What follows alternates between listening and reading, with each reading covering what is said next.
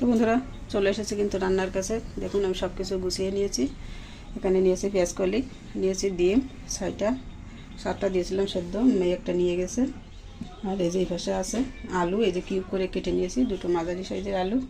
এখানে আছে আদা বাটা, জিরা বাটা, টমেটো পিউরি, কাঁচা লঙ্কা নিয়েছি পেঁয়াজ কলির জন্য। আর এখানে আছে গরম মশলা ডিমের জন্য বেটে রেখেছি। আর এই যে এই পাশে আছে পেঁয়াজ রসুন। তো বন্ধুরা আমি কড়াই দেখুন ছোলাতে বসিয়েছি, তেলও দিয়েছি, তেল কিন্তু গরম হয়ে গেছে।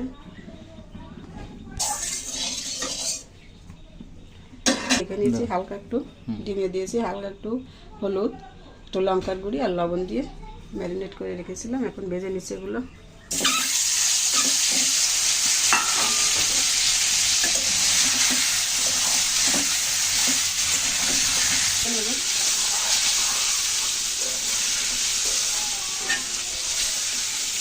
ডিম দেওয়ার আগে কিন্তু তেলের ভিতরে একটু হলুদ দিয়েছিলাম, নতুবা ডিম ভাজতে গেলে তো অনেকটা ছুটে ছুটে গায়ে আসে।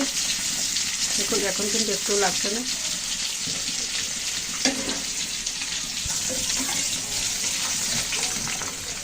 তো ডিমটা অল্প করে ভেজে নেওয়া হয়ে গেল, এখন আমি তুলে নিচ্ছি। সবগুলো ডিম তুলে নিয়েছি। এখন এই তেলের ভিতরে আমি আলুগুলো ভেজে নেব।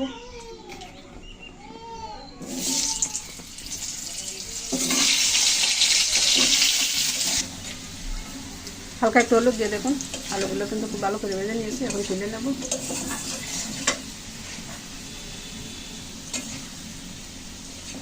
তুলে নিচ্ছি আলু।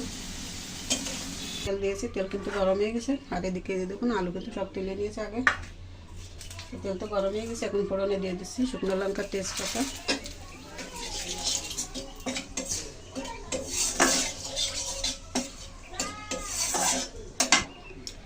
দিচ্ছি গোটা জিরা,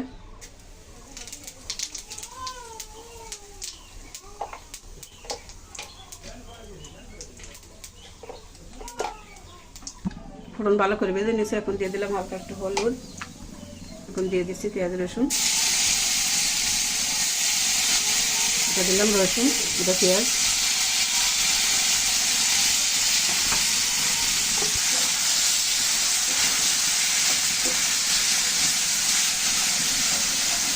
আস্তে আস্তে কষাতে থাকবো। আর একে একে সব মশলা আমি যোগ করতে থাকবো এখানে।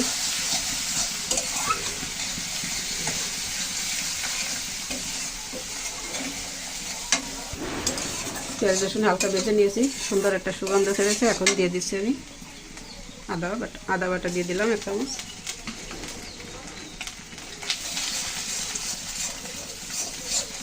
হালকা একটু নেড়ে ছেড়ে দিয়ে দিলাম এখন জিরা বাটা 1 চামচ।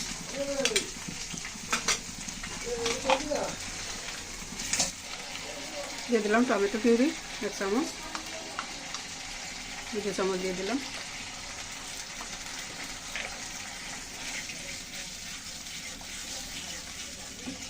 ধীরে ধীরে কষাতে থাকবো। আর দিয়ে দিলাম লঙ্কার গুঁড়ি 1 চামচ,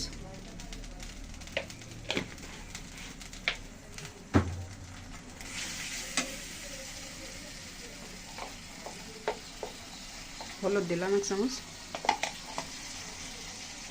এখন সব কিছু দিয়ে আমি আস্তে আস্তে কষাতে থাকবো।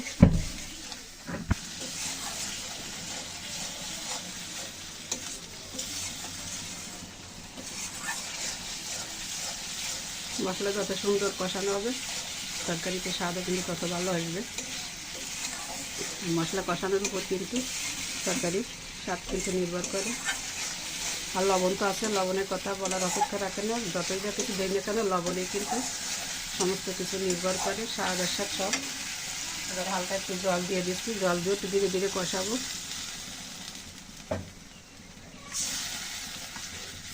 যতক্ষণ না মশলা থেকে তেল ছাড়ছে ততক্ষণ আমি মশলাটা আবার কষাতে থাকবো।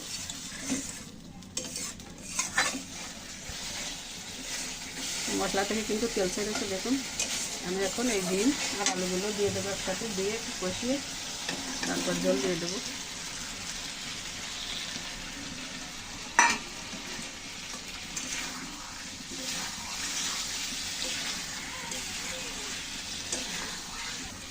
বসতে বসতে কাটতে হবে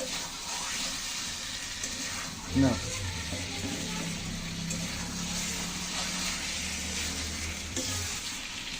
ডিম আর আলু দিয়ে মশলার সাথে কিন্তু খুব সুন্দর করে কষিয়ে নিয়েছি। দেখুন তেল ছেড়ে দিয়েছে। এখন আমি জল দিয়ে দেবো ঝোলের জন্য।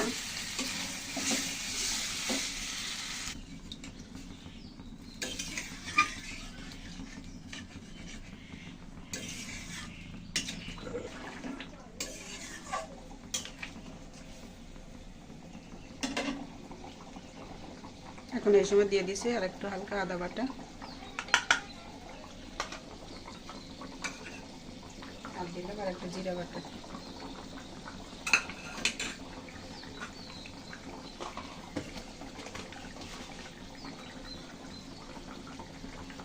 দিচ্ছি পরিমাণ মতো লবণ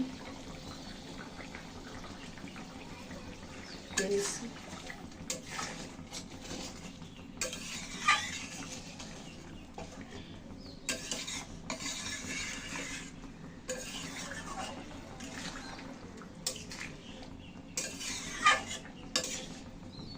দেখুন আলু কিন্তু সিদ্ধ হয়ে গেছে,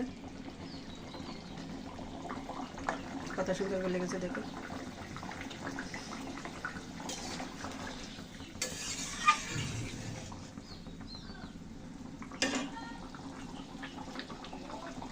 গরম মশলা দিয়ে দিচ্ছি।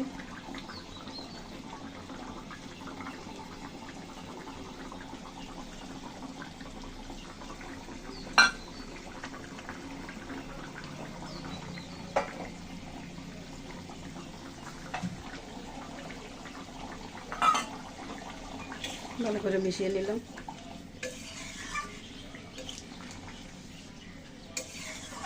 জিরার গুঁড়ি দিয়ে দিচ্ছি হালকা।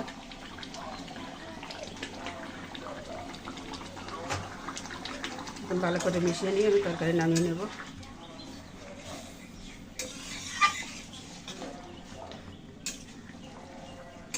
জল কিন্তু এতটা থাকবে না, যেহেতু শীতের সময় গলে শুকায় যাবে অনেকটা। এখন নামিয়ে নেব।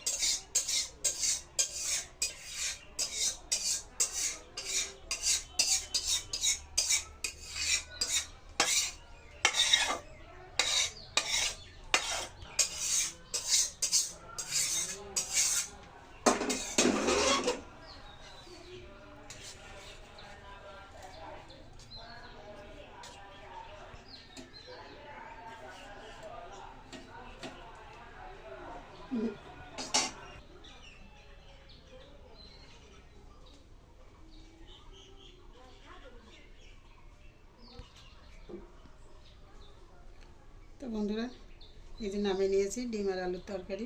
কেমন লাগলো আপনাদের কাছে? যদি ভালো লাগে